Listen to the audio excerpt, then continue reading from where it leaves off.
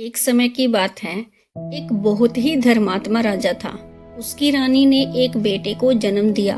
राजा के राजगुरु के अनुसार उनका बेटा कोई साधारण बच्चा नहीं था, बल्कि वो कोई बड़ी पुण्य आत्मा का पुनर्जन्म था। राजा ये बात जानकर बहुत खुश हुए। राजा ने उसे आदित्य नाम दिया। 2 साल के बाद रानी ने दूसरे पुत्र अर्जुन को जन्म दिया। पर अर्जुन के जन्म के कुछ समय बाद अचानक रानी बहुत बीमार हो गई और उनकी मृत्यु हो गई। अपने बच्चों की अच्छी देखभाल के लिए राजा ने सुकन्या नाम की एक कन्या से विवाह कर लिया। सुकन्या ने भी कुछ समय के बाद एक तेजस्वी पुत्र को जन्म दिया। सुकन्या तीनों राजकुमारों को बहुत अच्छे से पालती थी। राजा ये देखकर बहुत खुश था।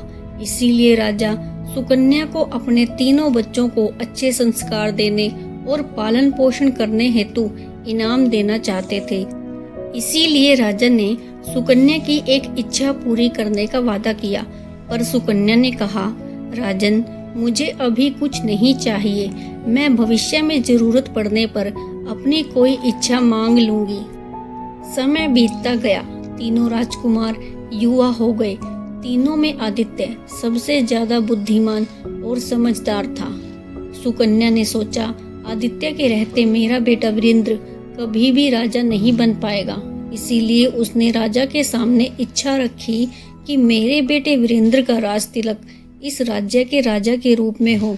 राजा ने सुकन्या को कोई भी जवाब नहीं दिया और राजा बहुत चिंतित हो गए, क्योंकि राजा जानते थे कि सुकन्या एक शक्तिशाली महिला है और उन्होंने अपनी महत्वाकांक्षा को पूरा करने के लिए अपने दोनों बेटों का जीवन खतरे में डाल दिया है। इसीलिए उन्होंने अपने बेटे को बुलाया और उन्हें पूरी बात बताई और उन्हें कुछ समय के लिए राजमहल छोड़कर किसी सुरक्षित जगह पर जाने के लिए कहा। दोनों राजकुमार राजमहल से बाहर जाने ही वाले थे कि वीरेंद्र ने उन्हें जाते हुए देखा और जिद करने लगा कि वह भी उनके साथ जाएगा। क्योंकि तीनों भाइयों में बहुत प्रेम था, तो वो वीरेंद्र को मना नहीं कर पाए। कई दिनों तक उन्होंने यात्रा की और वो विशाल हिमालय के जंगलों में पहुंच गए। वे बहुत थके हुए थे और एक पेड़ के नीचे बैठ गए। आदित्य ने वीरेंद्र से पास की झील में से पानी भरकर लाने को कहा। आदित्य नहीं जानता था कि उस झील में एक भयानक राक्षस भी रहता है। और जैसे ही वीरेंद्र ने पानी को छुआ, वैसे ही झील में से एक राक्षस बाहर आया और उसने वीरेंद्र को पकड़ लिया और पूछा, बताओ, भगवान की सबसे बड़ी शिक्षा क्या है? अगर मैं तुम्हारे जवाब से संतुष्ट नहीं हुआ तो मैं तुम्हें खा जाऊंगा। वीरेंद्र ने डरते हुए कहा, अपने भाई का हमेशा साथ देना ही भगवान की सबसे बड़ी शिक्षा है। राक्षस वीरेंद्र के उत्तर से संतुष्ट नहीं हुआ और उसे जेल में डाल दिया। बहुत देर तक वीरेंद्र के न आने पर आदित्य ने अर्जुन से झील पर जाने को कहा। अर्जुन ने भी पानी को जैसे ही छुआ तो राक्षस ने अर्जुन को भी पकड़ लिया और वही सवाल पूछा। अर्जुन ने कहा, चारों दिशाओं में भगवान के नाम का प्रचार करना ही भगवान की सबसे बड़ी शिक्षा है। राक्षस अर्जुन के जवाब से भी संतुष्ट नहीं हुआ और उसने अर्जुन को भी बंदी बना लिया। दोनों भाइयों के न लौटने पर आदित्य को किसी खतरे का आभास हुआ और वो तुरंत झील के पास गया। क्योंकि आदित्य बहुत बुद्धिमान था, वो सीधे झील के अंदर नहीं उतरा। उसने देखा झील के पास कुछ पैरों के निशान थे, मगर वो निशान झील में से वापस नहीं आ रहे थे। उसने खतरे को भांपकर अपनी तलवार निकाली।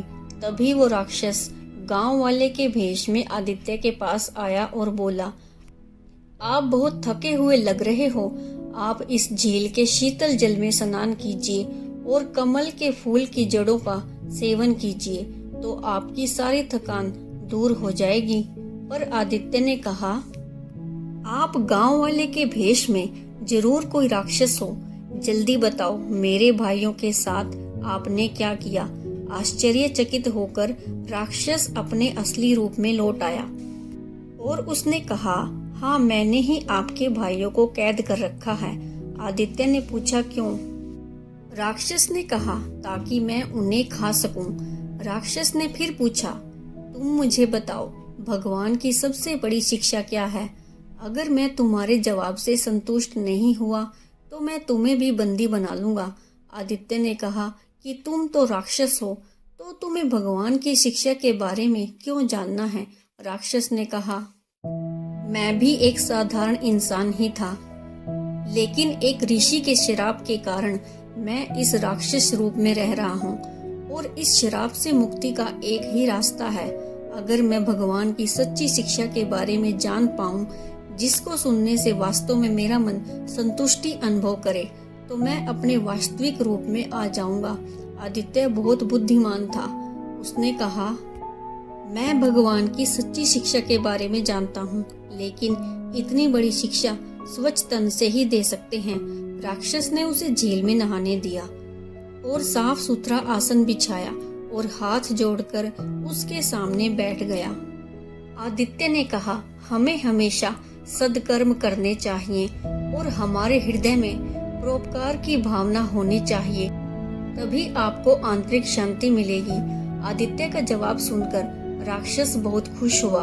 उसने कहा, मैं तुम्हारे उत्तर से खुश हूँ, पर मैं अभी अपने वास्तविक रूप में नहीं आ पाया हूँ। पर मैं तुम्हारे जवाब से खुश होकर तुम्हारे एक भाई को छोड़ने के लिए तैयार हूँ। बताओ, तुम किसे छुड़ाना चाहते हो? आदित्य ने कहा, मैं अपने छोटे भाई वीरेंद्र को आजाद कराना चाहता हूँ। राक्षस ने पूछा, ऐसा क्यों? तुमने उसे ही क्यों चुना? तभी आदित्य ने कहा, वीरेंद्र हमारी सौतेली माँ का बेटा है। अगर उसके बिना हम राजमहल में पहुँचे तो सभी यही सोचेंगे कि हमने राजगद्दी के मार्ग से उसे हटाने के लिए आपको भेंट चढ़ा दिया। इससे हमारे राज्य में अराजकता फैल सकती है। अपने राज्य की शांति बनाए रखने के लिए मैं अपने भाई अर्जुन का बलिदान देने के लिए तैयार हूँ। आदित्य का जवाब सुनते ही राक्षस अपने मानव रूप में आ गया और आदित्य के पैरों में गिरकर उसे मुक्ति दिलाने के लिए धन्यवाद करने लगा। उसके बाद तीनों भाई महल लौटे। वीरेंद्र ने अपनी माँ को पूरा किस्सा सुनाया तो रानी को अपनी शर्त पर गलानी महसूस हुई और उसने खुशी खुशी आदित्य का राज तिलक कर उसे राजा घोषित कर दिया। Thanks for watching.